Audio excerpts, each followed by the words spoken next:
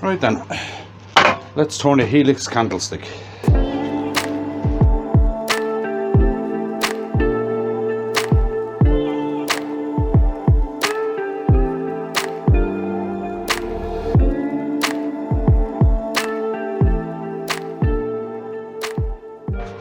Right, on the lathe I have a piece of tiger wood. It's basically half sapwood, half hardwood. Yeah, it's pretty close to halfway. It's roughly 11 by 4. And first thing I want to do with it is round it off and get it into a chuck so I can work on it. So we'll do that and I'll be right back.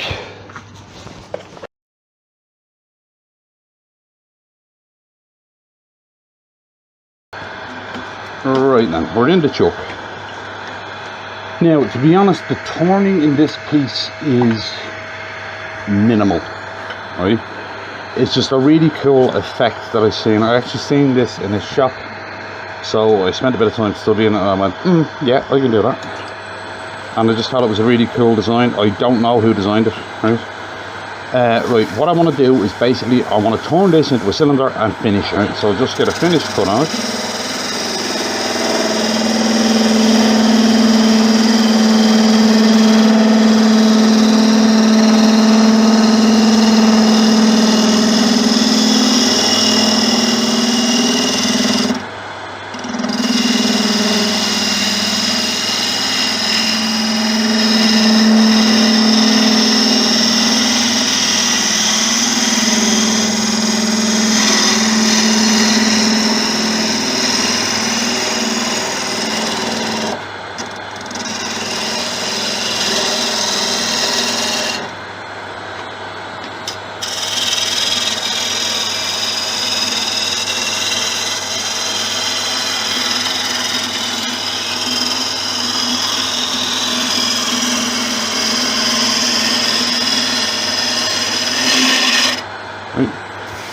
And I'm going to sand it and finish this cylinder.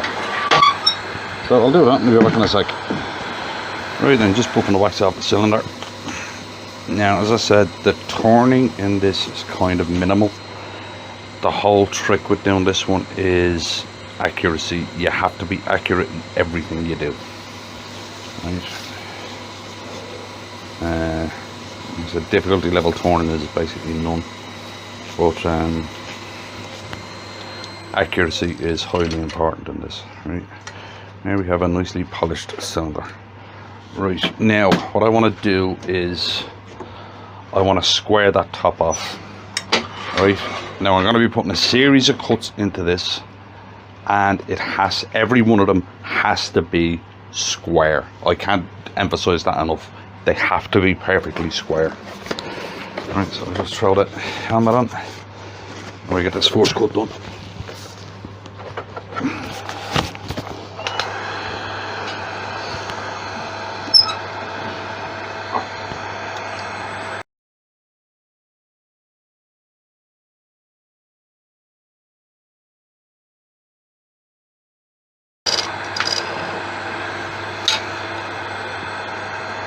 Nice. Now what I have to do is finish that end. Before I do anything else, I have to finish that end. Right, so I'll do that and I'll be right back. Right, just buffing the wax off this first piece. Turned out quite nice. If you get little dinks like that in it, don't worry about it, right? Because you'll be doing something that will sort that out. Alright. Now what I have to do is measure. Right, now this is where stuff starts getting important. Right, about 1.5 inches, right, is right. But whatever you do, make sure that each one of your measurements is the same. Right,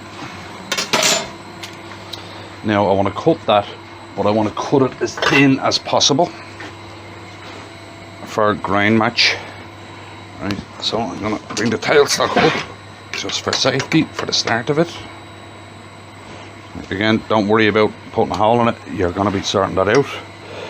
Right, now when you're doing this, remember, if you cut above or below the line on each one, I'm going to cut above, I'm going to cut below the line on each one.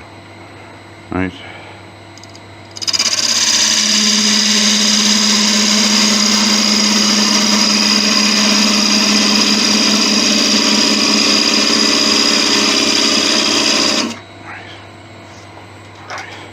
Now, if you get to that deep and your parting tool starts smoking, you're going to have to take a relief cut. But as I said before, as little as possible, because you're trying to match the grain up here.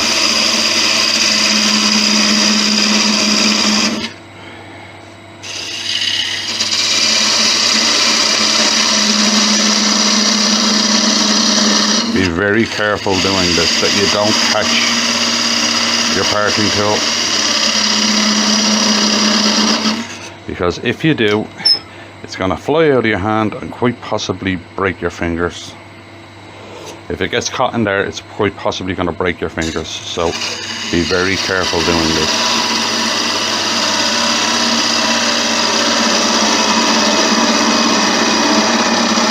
And it's like with all parting, you do not need huge speed to do it.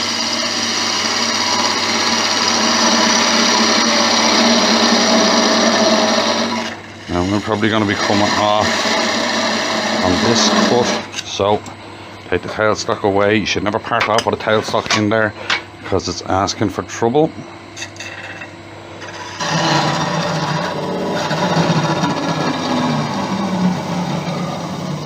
Right, okay, and there's one piece off. Now it's just a case of rinse and repeat. Do the same thing again. Right. Sand and finish this piece. Right, so I'll get on with that, and there's no sense in you watching me doing the same thing over and over and over, so we'll just speed through it. Right. And I'll be back for the next bit.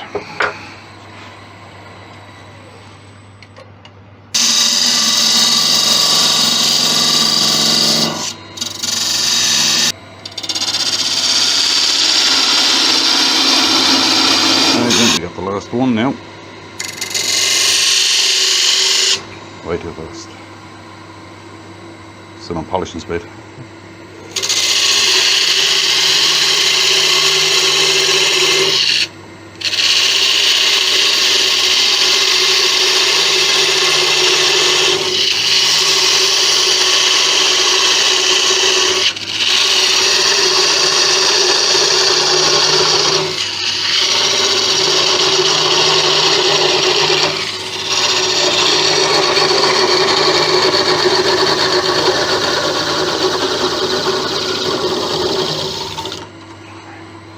Now it's important that you keep these in order, right? Because you want the grain to match up. So what I have is I have them all stacked, one on top of the other. The last one I did is on the bottom, the first one I did is on the top. Right. Now you need to finish the bottoms of these, because it's just that some toners don't bother finishing the bits you're not going to see, and trust me, the only person you're fooling is you. Have some pride in your work and finish it properly. So I'm going to sand and finish the bottom of all of these pieces, and I'll be right back when that's done. Right then, next up is the base, and this is about, I think it's 5x5. 5.5 by 5.5. Right, and basically all I'm going to do with this is round it off, flatten it off, and finish it. Right, so we'll get on with that, and then we'll get to the tricky part of this, which is actually drilling it.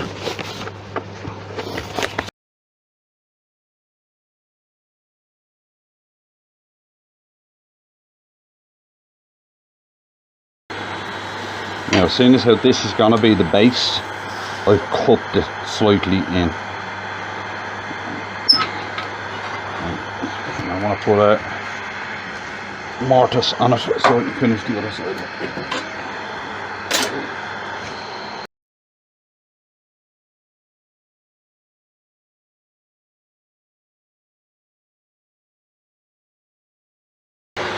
Now we're just going to sand and finish that.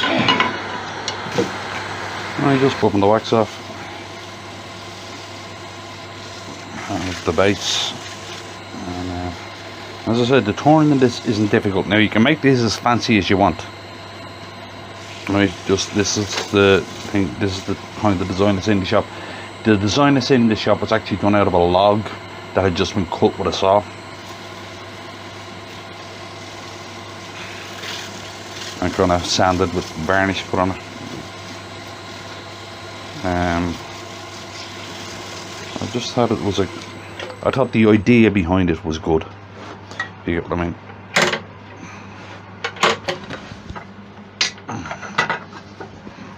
This thing that comes with the Laguna is dead handy. So the yoke just slips into the faceplate. So it gives you an extra little bit of leverage. I think it's great.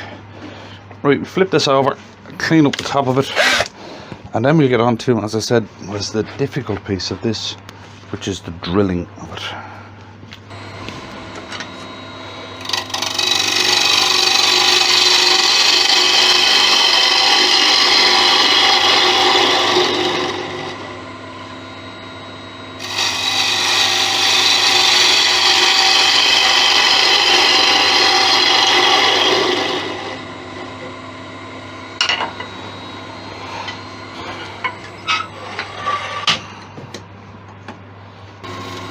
Right, just buffing the wax off the last piece you do on the lathe. Right, and then we go over to the drill press.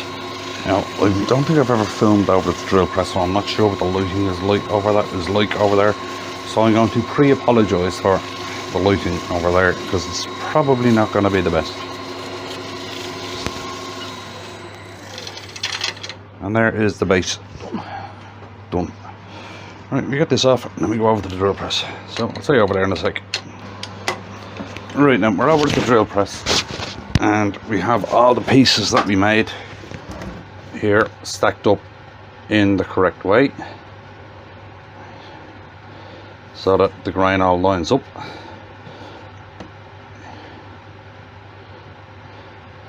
And now what I want to do is I want to drill a hole in the top of that for the candles. And what I have is a drill bit, a fastener bit that fits the candle size. So we're gonna, and it won't go down too deep. That's why you leave 1.5 inches here, to leave you room to put these in. So stick this in the drill press.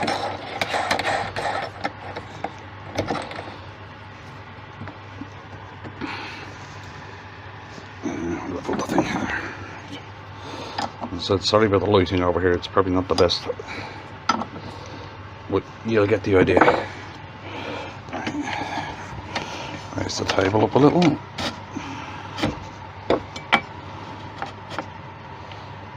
Yeah, about there. That's about right.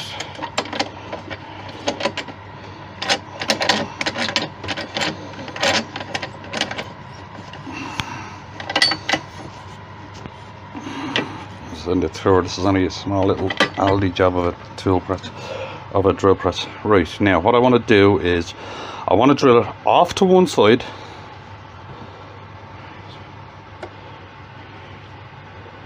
so that we can get this helix going. Right, and then I'll be able to plug it in. Right.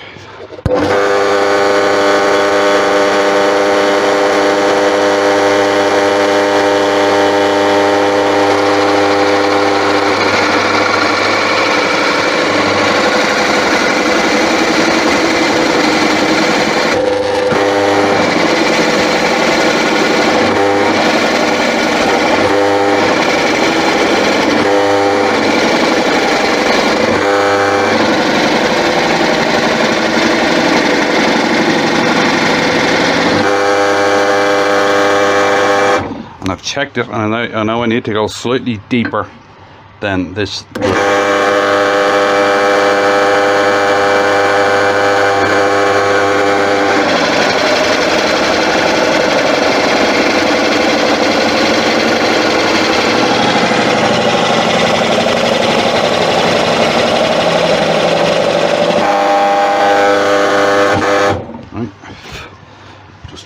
handle.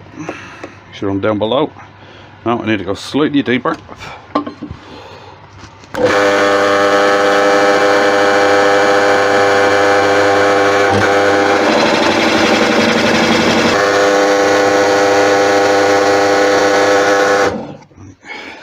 Sorry, got called away there for a second.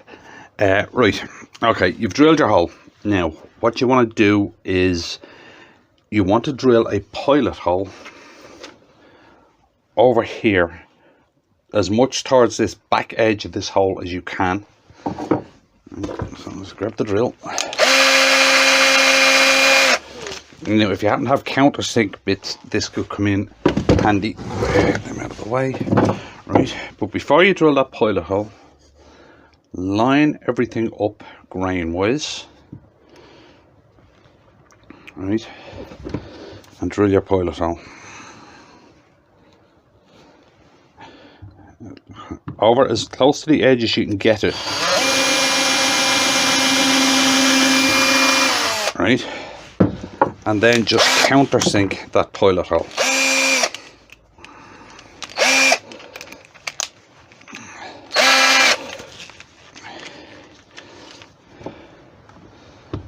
And then it's just a case of rinse and repeat. Do it on every single piece.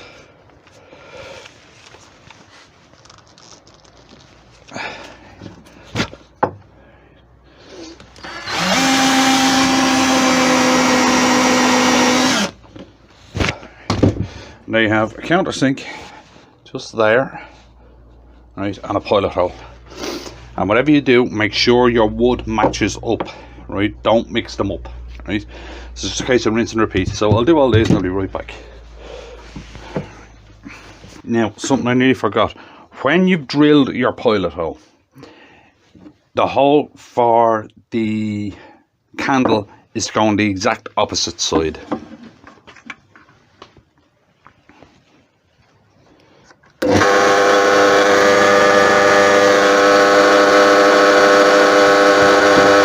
Now it's just a simple case of assembling it. Just making sure that you have everything in the right order.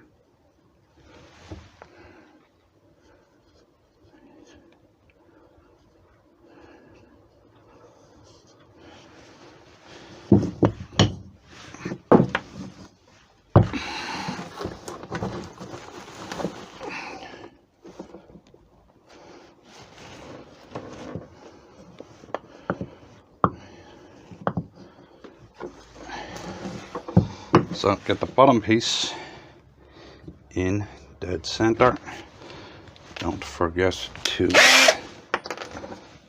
countersink it.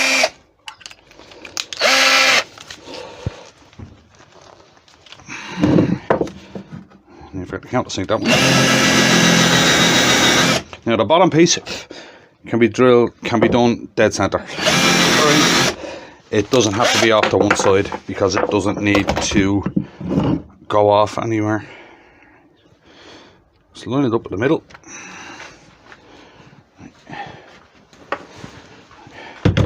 Grab your screwdriver a bit. And your screwdriver. Line it up so it's roughly central. And screw it down.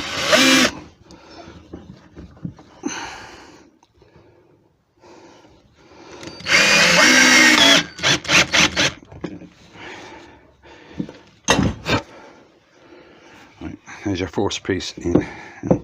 Set the lifting a little bit somehow. Don't see something under it. There was something underneath it.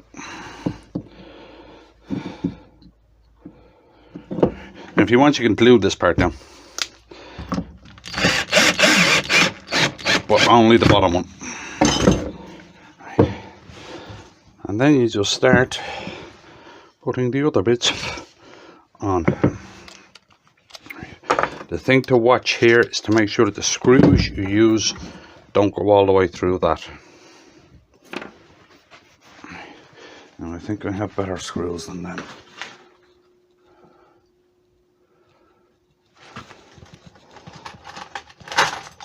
I have brass screws that Shouldn't be too long. No, they're fine. Right.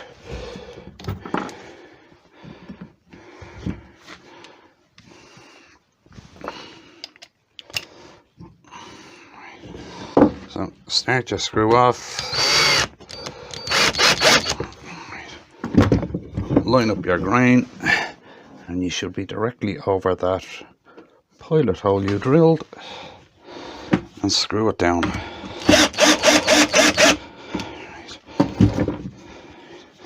And the same with the next one.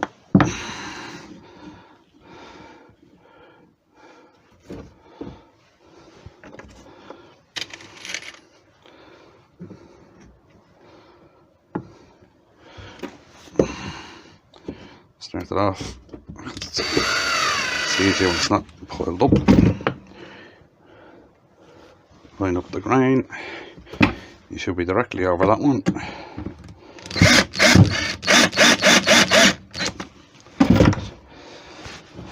Same with the next one, and so on until you get them all done.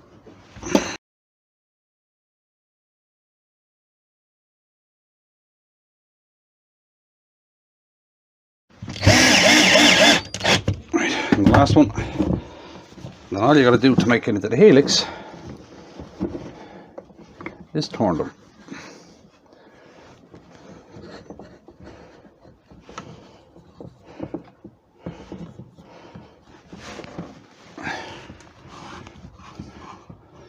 And you end up with your Helix. Right, and that seems a little off for some reason. One of those cuts mustn't be straight.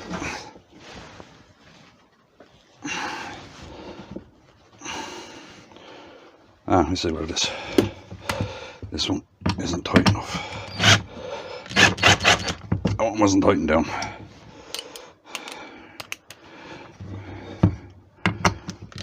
They're all probably like that.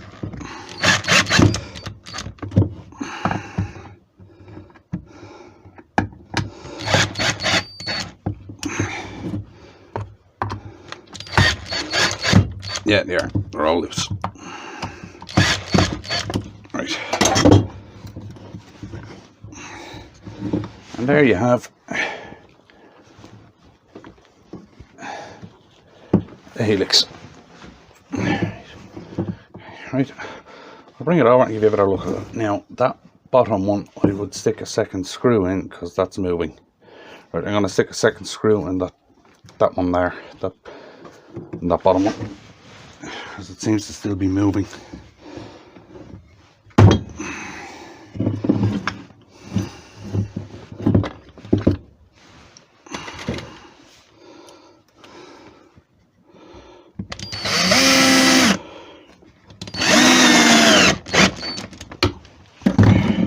Yeah, that stopped it.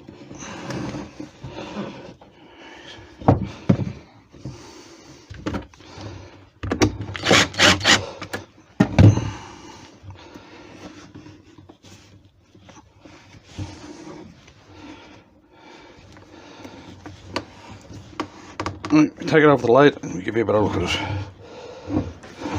Right then, there we have it. Turned out okay. Would I do anything different if I did it again? Yes, I would probably put a V groove in there to hide those joints a little bit better. But a good grind match on it. And to turn it into the Helix, it's a very simple matter of just twisting it. You just twist each piece.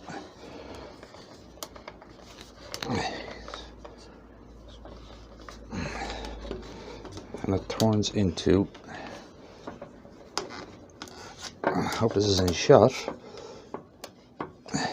and it turns into the Helix. Now, something I would be careful about is when you're putting that Helix out, to make sure that one candle isn't on top of another one, because the heat would build up under here and could end up with a slight problem. So as I said, turned out roughly as expected. I would, as I said, you can make these as fancy as you want. Like, you could turn these into like joint beads and stuff like that.